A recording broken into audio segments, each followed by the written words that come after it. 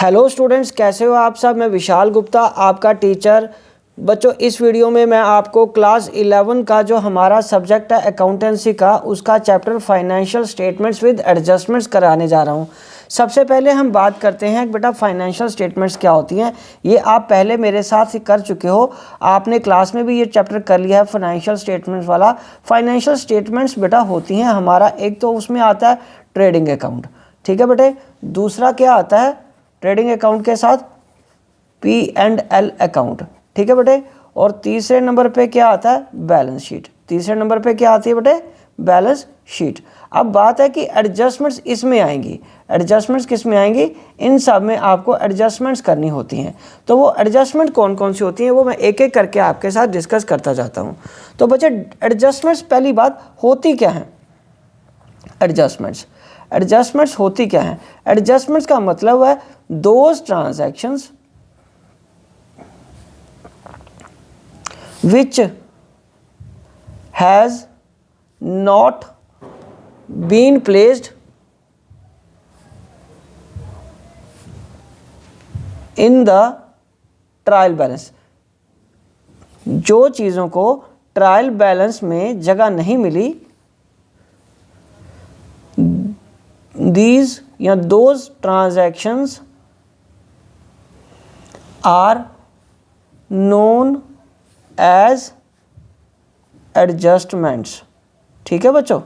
तो अब हम आगे बढ़ते हैं एडजस्टमेंट्स के बाद कि एक और रीज़न भी हो सकता है, मैनी ट्रांजैक्शंस विच अक्कर और happens after the trial balance but before the finalization of balance sheet, those are known as adjustments, ठीक है जी। तो एडजस्टमेंट्स अकाउंट में हम किस में बोलते हैं कि वो आइटम्स या वो ट्रांजैक्शन जिनको कि ट्रायल बैलेंस में जगह नहीं मिली या उस वक्त नहीं कंप्लीट हो पाई थी या उस वक्त पता नहीं था, ठीक है, वो हम किस में लिखते हैं, वो एडजस्टमेंट कहलाते हैं। अब एडजस्टमेंट्स होती क्या हैं एक एक करके सॉल्व करते जाते हैं। तो सबसे पहले जो अभी हम करेंगे वो मैं आपको बताता हूँ। सबसे पहले जो हम करेंगे एडजस्टमेंट वो है क्लोजिंग स्टॉक की। वो बच्चों किसकी एडजस्टमेंट है? Closing stock. तो क्लोजिंग स्टॉक की एडजस्टमेंट क्या कहती है? क्लोजिंग स्टॉक की एडजस्टमेंट का मतलब है क्लोजिंग स्टॉक जहाँ तो हम लेते हैं कॉस्ट और realisable value whichever is less because we follow conservatism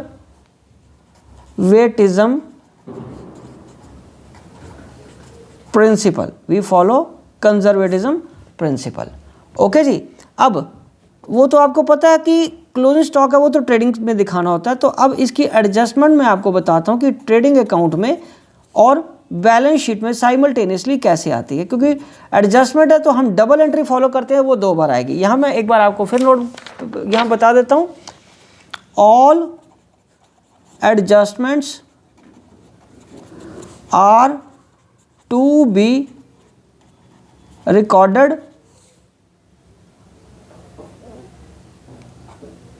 with double effect, ठीक है बच्चों। चलो, तो ट्रेडिंग अकाउंट और बैलेंस शीट में वो उनको जगह कैसे मिलती है? वो यहाँ पे जैसे एक मैं बना रहा हूँ अकाउंट, ठीक है, तो यहाँ पे आ जाएगा ट्रेडिंग अकाउंट की क्रेडिट साइड में, ये डेबिट साइड है, ठीक है जी, ये क्रेडिट साइड है। यहाँ आ जाएगा बाय क्लोजिंग स्टॉक। क्या आ जाएगा बच्चों? By closing stock. और इधर बैलेंस शीट में अगर ये साइड आपकी लाइबिलिटी साइड है तो ये साइड आपकी अगर एसेट साइड है, ये लाइबिलिटी साइड होती है ना बच्चों, और ये क्या होती है एसेट साइड्स, रुपीज़। तो इसको इधर करंट एसेट्स में लिखेंगे, करंट एसेट्स के अंडर लिखते हैं क्लोजिंग स्टॉक, ठीक है जी। तो ये डबल एंट्री इसकी पूरी होती है। ओके, अब इसकी हम जर्नल एंट्री की बात करें। अगर आपको जर्नल एंट्री करने को आए या 1 नंबर के क्वेश्चन में आपको ये आ जाए कि आपको उसको जर्नल एंट्री पास करके बताओ, तो जर्नल कैसे पास करोगे उसका? जर्नल में आपका आएगा बेटा closing stock account debited to trading account, ठीक है बच्चों, ये एंट्री आपकी आएगी। ओके जी, ये एंट्री आपकी आएगी। ये तो हमारी पहली ट्रांजैक्शन थी, या यूँ कह लीजिए पहली एडजस्टमेंट थी। अब हम आगे बढ़ते हैं। एक बार मैं दोबारा इसको स्लो करके दिखा देता हूँ कि क्लोजिंग स्टॉक हमें कहाँ कैसे दिखाना है। कॉस्ट या net realisable value whichever is less because we follow conservatism principle. तो ट्रेडिंग अकाउंट में वो क्रेडिट साइड में आएगा और बैलेंस शीट में वो एसेट साइड में नजर आएगा। जर्नल क्या है? Closing stock account debited to trading account. उसके बाद सेकंड ट्रांजैक्शन क्या है? तो सेकंड हमारी जो एडजस्टमेंट हो सकती है वो किसकी हो सकती है? आउटस्टैंडिंग एक्सपेंसेस, आउटस्टैंडिंग एक्सपेंसेस, ठीक है बच्चों। अब हम बात करते हैं कि आउटस्टैंडिंग एक्सपेंसेस की। सबसे पहले मैं जर्नल की बात करता हूं कि जर्नल में इसकी एंट्री क्या करते हैं। आउटस्टैंडिंग एक्सपेंस अकाउंट डेबिटेड, ठीक है, वो किधर आएगा बेटा? आउटस्टैंडिंग एक्सपेंसेस तो ये आएगा नहीं, ये तो आएगा इसको करेंगे एक्सपेंस को, पर्टिकुलर अकाउंट को, एक्सपेंस को हम क्या करेंगे? Debit to outstanding expense, outstanding expense account, ठीक है जी। क्योंकि खर्चे में वो डालना था और खर्चे में अभी डालना वो रह गया है, तो इसलिए हम इसको कहाँ लिखेंगे? आउटस्टैंडिंग एक्सपेंस में। अब आउटस्टैंडिंग एक्सपेंस यहाँ बच्चों को कई बार क्लियर नहीं होता कि आउटस्टैंडिंग क्या है। मतलब वो आउटस्टैंडिंग क्यों है? कोई भी चीज़ आउटस्टैंडिंग क्यों है? वो इसलिए है due but not paid. Generally ऐसी ट्रांजैक्शन कौन सी होती हैं बेटे? जहाँ तो वेजेस हो सकती हैं, वैसे इंटरेस्ट भी हो सकता है, या सैलरीज। कॉमन में चीज़ें ले रहा हूँ, वेजेस या सैलरीज। तो अगर वेजेस हुई तो वेजेस में कैसे आ जाएगा बच्चा? Wages account debited to outstanding wages, ठीक है जी। और दूसरे में salaries account debited to outstanding salaries, ठीक है बच्चों। तो क्या आ जाएगा? Outstanding salaries. तो अब हम आगे बढ़ते हैं। आगे किस तरीके से इसमें एंट्री करेंगे? एंट्री इसमें करेंगे पहले एक तो ट्रेडिंग अकाउंट में कैसे आएगा बच्चों? ट्रेडिंग अकाउंट में तो वेजेस आएंगी ना। तो यहाँ पे जितनी भी आपकी वेजेस हैं, फॉर एग्जांपल ट्रेडिंग अकाउंट में यहाँ पे वेजेस हैं जितनी 50,000, तो यहाँ ऐड कर देंगे आउटस्टैंडिंग वेजेस 10,000 की। बाद में हम इसको टोटल कर लेंगे उसके बाद। और यही चीज़ बैलेंस शीट में कैसे आएगी? बैलेंस शीट में हम इसको लायबिलिटी साइड में लिखेंगे। किस में लिखेंगे? लायबिलिटीज़ साइड में। तो यहाँ पे आ जाएगा आउटस्टैंडिंग वेजेस करंट लायबिलिटीज़ के अंदर मतलब उस हेड के अंडर आ जाएगा 10,000, ठीक है जी।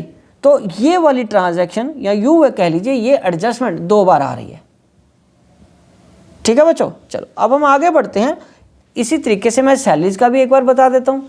तो आउटस्टैंडिंग एक्सपेंसेस बच्चों किसी भी तरीके से हो सकता है। वो ट्रेडिंग अकाउंट में भी आउटस्टैंडिंग हो सकता है और वो P&L में भी आउटस्टैंडिंग हो सकता है। तो प्रॉफिट एंड लॉस अकाउंट में यदि सैलरीज आउटस्टैंडिंग है या कोई वो खर्चा जो P&L से रिलेटेड है, तो इसमें क्या होगा? To particular expense. चलो इस केस में हमने सैलरीज लिया था, इसमें ऐड कर देंगे आउटस्टैंडिंग सैलरीज। मान लीजिए ये ऑलरेडी 50,000 है और ये 5,000 आउटस्टैंडिंग है, तो टोटल 55,000 यहाँ दिखा देंगे। और बैलेंस शीट में कैसे दिखाएंगे? बैलेंस शीट में फिर वही कैसे आएगा बेटा? ये लायबिलिटी साइड में रुपीज़ आउटस्टैंडिंग सैलरीज करके दिखा देंगे, ठीक है जी। तो उसमें ये 5000 आ जाएगा। अब मैक्सिमम टाइम पे आप क्या करते हो बच्चों कि trading and profit and loss account इकट्ठा बनाते हो, ठीक है। तो मान लो ये आपका trading and profit and loss account, ठीक है। तो ट्रेडिंग अकाउंट में to wages account add outstanding यहाँ लिख लेंगे और नीचे पी एंड एल, या यहाँ के एरिया के बाद यहाँ आपका P and L account start हो जाता है ना बच्चों, तो यहाँ पे टू सैलरीज करके या बाकी कोई खर्चा करके ऐड आउटस्टैंडिंग यहाँ लिख लेंगे, ठीक है जी। तो टोटल फिगर यहाँ आ जाएगी और टोटल फिगर ये यहाँ आ जाएगी, ठीक है जी। और बैलेंस शीट में कैसे आएगा ये, हाँ जी, बैलेंस शीट में भी बता देता हूँ। बैलेंस शीट में ये कैसे आएगा, बैलेंस शीट में ये इकट्ठा मैं आपको बताता हूँ ये कैसे आएगा। ये देखिए बैलेंस शीट में भी इकट्ठा फिर ये ऐसे ही आएगा। ये देखिए ये बैलेंस शीट में outstanding wages and outstanding salaries करके आ जाएगा। ये इस तरीके से आप लायबिलिटी साइड में इसको शो कर सकते हो, ठीक है जी। तो बच्चों ये हमारी 2 एडजस्टमेंट है, दूसरी एडजस्टमेंट है, ओके जी। अब हम बढ़ते हैं आगे तीसरी एडजस्टमेंट की तरफ। तीसरी एडजस्टमेंट हमारी क्या हो सकती है बेटा, वो है प्रीपेड एक्सपेंसेस की। प्रीपेड एक्सपेंसेस जो हमने समय से पहले पे कर दिया है। तो तीसरी एडजस्टमेंट मैं आपको अभी बता रहा हूँ वो किससे रिलेटेड है, प्रीपेड एक्सपेंसेस से। तो थर्ड एडजस्टमेंट मैं यहाँ लिख रहा हूँ,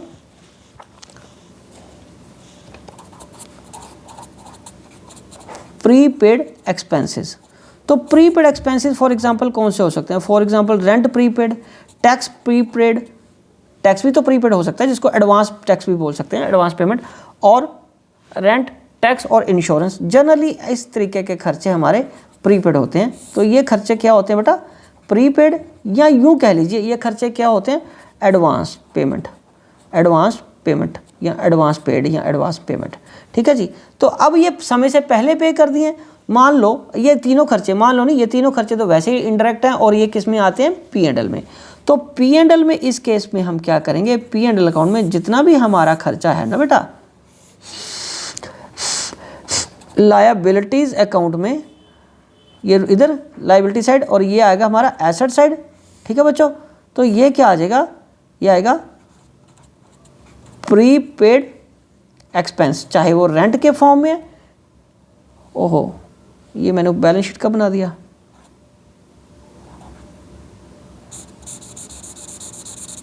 ये क्या आएगा बैलेंस शीट में, ये बैलेंस शीट दिखा रहे हैं प्रीपेड एक्सपेंस। तो बैलेंस शीट में ये आ गया प्रीपेड एक्सपेंस करके। ये मान लो प्रीपेड एक्सपेंस जिसको रेंट था वो यहाँ 5000 यहाँ पे दिखा दिया हमने। और पी एंड एल में कैसे दिखाएंगे, वो मैंने थोड़ा ओवर एक्साइटमेंट में ना वो ऊपर ही बना दिया। तो यहाँ पे डेबिट साइड में आपके पास क्या है, टू रेंट है मान लो 40,000 का, और लेस प्रीपेड कितना बेटा, प्रीपेड कितना है 5,000। तो 5,000 ये माइनस करके 35,000 हम यहाँ पे खर्चा दिखाएंगे, ठीक है बच्चे। तो ये क्या आ जाएगा, बैलेंस शीट में प्रीपेड एक्सपेंस करके रेंट दिखा देंगे 5,000 और पी एंड एल में वो खर्चा कैसे आ जाएगा, बोलो, प्रीपेड एक्सपेंसेस को हम 5,000 दिखा देंगे इस तरीके से टोटल रेंट में से माइनस करके। और इसके बच्चों जर्नल एंट्री क्या रहेगी, जर्नल एंट्री सिंपल रहेगी। जर्नल एंट्री हमारी जो रहेगी वो ये रहेगी, prepaid expense account debited to rent account. अगर इंश्योरेंस होता तो इंश्योरेंस अकाउंट चला जाता, टैक्स होता तो टैक्स अकाउंट होता। ये आपकी जर्नल एंट्री है, ठीक है बच्चों।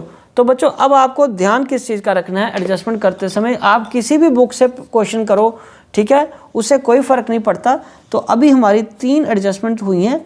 एक हुआ है क्लोजिंग स्टॉक,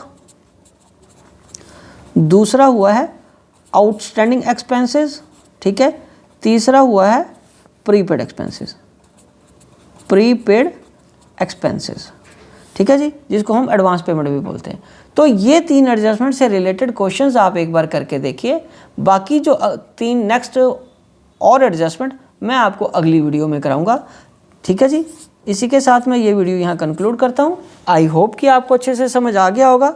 आप इसी तरह मेरे चैनल को सब्सक्राइब करके वीडियोस देखते रहिए और अपना कोर्स कंप्लीट करते रहिए। Wishing you good luck.